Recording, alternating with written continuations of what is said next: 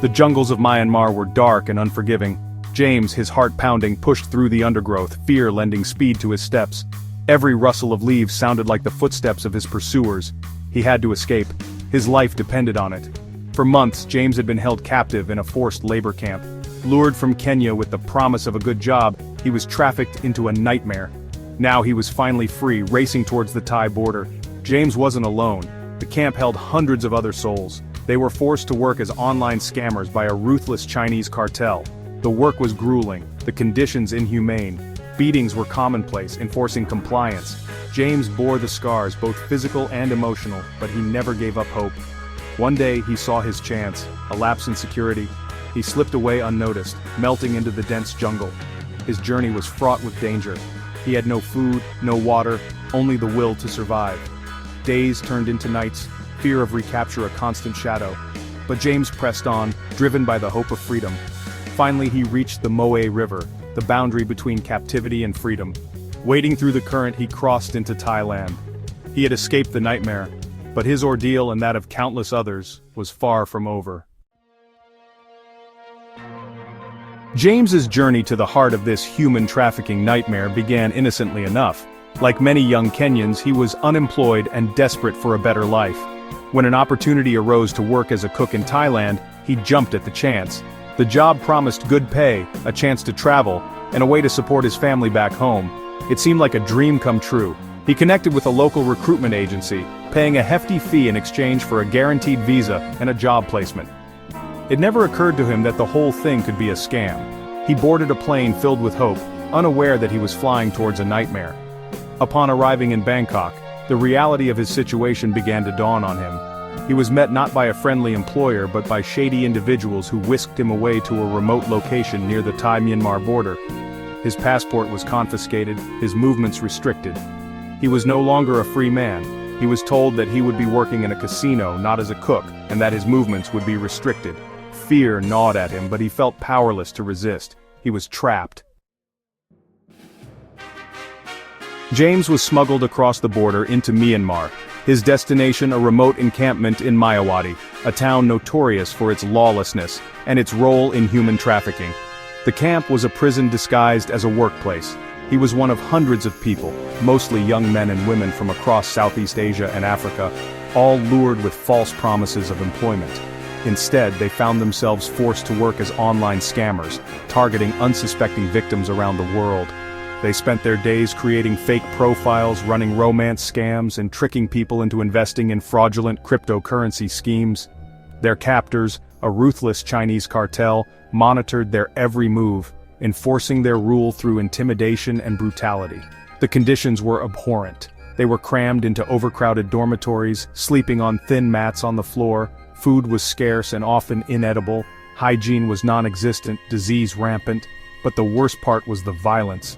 Those who failed to meet their daily quota of scams or who dared to question their captors were subjected to brutal punishments. Beatings, electric shocks, and psychological torture were commonplace. James witnessed firsthand the depths of human cruelty, the callous disregard for life that permeated the camp. He saw fellow captives driven to the brink of madness, their spirits broken by the relentless abuse. He heard whispers of those who tried to escape, only to be caught and made an example of. James knew he couldn't stay silent.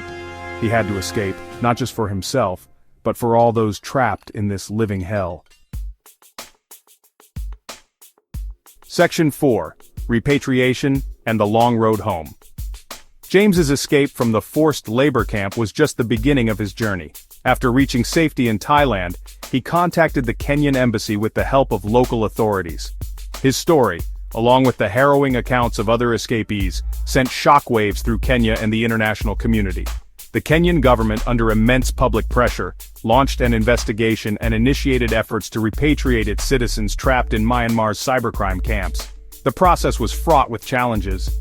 The camps were located in remote and lawless regions, controlled by heavily armed militias and corrupt officials. Negotiating the release of the captives required diplomacy, pressure, and often hefty ransoms. But slowly, painstakingly, the victims began to return home. Flight after flight landed at Jomo Kenyatta International Airport, carrying emaciated and traumatized survivors. They were met with a mixture of relief and outrage. relief that they were finally free, but outrage at the ordeal they had endured. The Kenyan government faced criticism for not doing enough to prevent its citizens from falling prey to human trafficking networks and for failing to provide adequate support to the returnees. Many victims struggled to reintegrate into society. They bore the physical and psychological scars of their ordeal.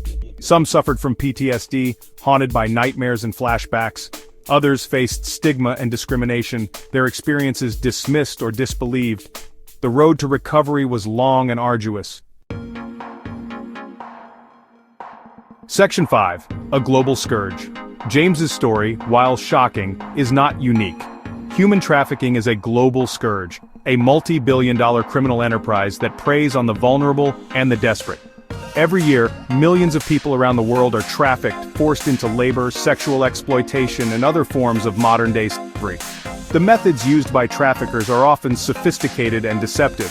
They exploit poverty, lack of opportunity, and political instability to lure victims with false promises of a better life. They use social media, online job platforms, and even fake recruitment agencies to target potential victims. They often operate with impunity, their crimes hidden in plain sight. Myanmar, with its porous borders, weak law enforcement, and ongoing political turmoil, has become a hub for human trafficking. The country's burgeoning cybercrime industry, fueled by the demand for online scams, has created a lucrative market for forced labor. The victims come from all walks of life, from different countries and backgrounds, but they are united by their vulnerability, their desperation, and their shared experience of exploitation and abuse. Section 6. The Cry for Justice.